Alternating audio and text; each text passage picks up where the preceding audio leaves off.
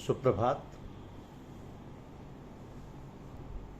आदमी का भाग्य, आदमी का भाग्य। सत्य बोलो, प्रिय सत्य बोलो, अप्रिय सत्य मत बोलो। ये धर्म के मार्ग पर चलने वालों के लिए एक प्रकाश स्तंभ के समान मार्गदर्शक है, जिसका पालन करने से धर्म पथ सुगम, सरल और साफ उत्साहपूर्ण हो जाता है। अब ये बात कहने में जितनी सरल और सीधी लगती है, पालन करने में बहुत कठिन और कंटकाकीर्ण जान पड़ती है। इसके पालन करने वाले के लिए आवश्यक नहीं है कि वह विद्वान हो और धनी मानी हो, राजा महाराजा हो, कोई भी हो सकता है, और वह कहीं भी किसी भी देश का हो सकता है, किसी भी जाति और संप्रदाय का हो सकता है, परंतु उसका पालन है कठिन। कहावत है कि लोहे के तने समाना है। कभी कहीं ऐसे पुरुष मिल जाते हैं जो अचानक बिना जाने बूझे और सोचे समझे, जिनके अंदर ऐसी क्षमता और सामर्थ्य है, जिनको चाहे कितना समझा बुझाया जाए कि तुम ऐसा करना है, इस प्रकार बात करना, इसमें बनावट और छल पड़े हो, किंतु ये सब कहने में असमर्थ होते हैं और समय पर बिल्कुल सही बात बड़े ही सरल भाव से कह देते हैं, जिससे सुनने वाले आश्चर्यचकित हो जाते हैं।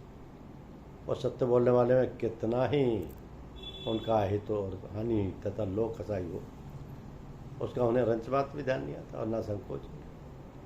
ऐसे पुरुष तो जनजाति होते हैं, भले ही वे पढ़े लिखे ना हो। ऐसे पुरुषों के विषय में जब जानकारी की गई या की जाती है, तो उनके रहन सहन और आचार विचार से पता चलता है कि उनके परिवार वाले, उनके माता पिता बड़े सात्विक, धर्मावलंबी और सरल स्वभाव के हैं।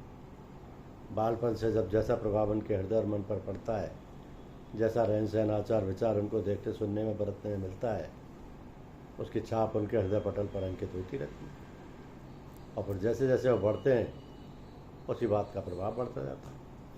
तो यदि भविष्य जीवन में उसी प्रकार का वातावरण मिलता रहता है, यदि वातावरण प्रतिकूल मिला तो फिर संस्कार बदल जाते हैं, दब जाते हैं। तदुपरांत फिर जब कभी उचित वातावरण मिलता है तो फिर उभर आते हैं और फिर व्यवहार में आने लगते हैं। तो जीवन के अंतरंग में जो बातें जड़ पकड़ लेती हैं, वो भले ही बाहरी प्रभाव प्रतिकूल होने से दब जाए, किंतु समय मिलने पर वो अवश्य उभर कर अपना काम करती है और जीवन को बिल्कुल बदल देती है।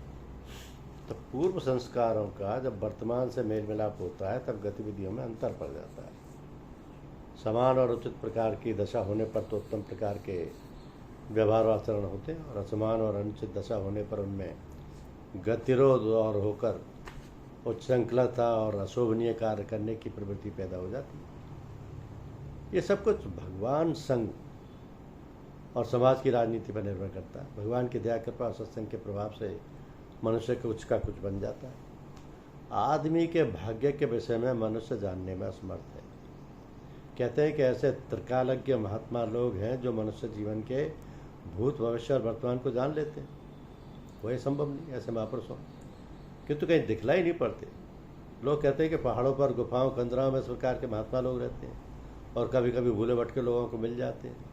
और लोगों को कहते हैं, ये भी सुना है हमने भी कि जब कभी बद्रीनाथ गए थे और आगे जाने पर ऐसे महात्मा मिले, उन्होंने ऐसी ऐसी बातें बताई जो सच निकली। हो भी सकता है, पर जब तक हम देखें नहीं तो माने कैसे, क्योंकि व्यक्ति का भाग्य कोई नहीं जानता।